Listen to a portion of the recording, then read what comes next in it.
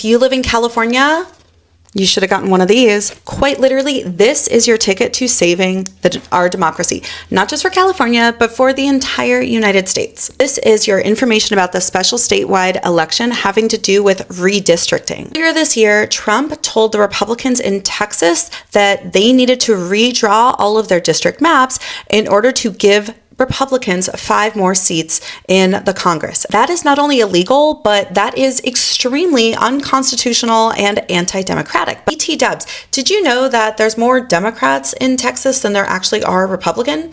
Crazy, right? You'd never know it because they're one of the most gerrymandered states in the entire country. Gerrymandering means you draw voting maps that don't accurately represent the people that live there.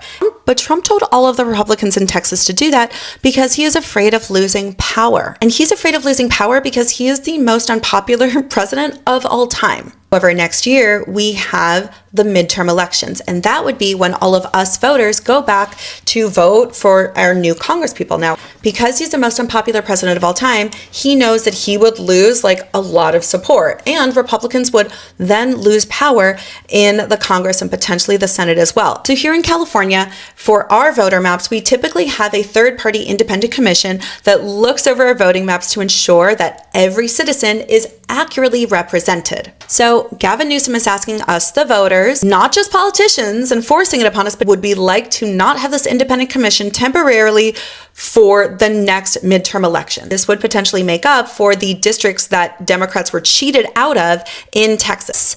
Is your ticket to saving our democracy. So you either vote yes, you approve of these new maps temporarily, right? Only until 2030, or no, right? But you want to do yes because you would like to vote again in the future. Voting is good. And if Trump continues, we might not have free and fair elections or voting.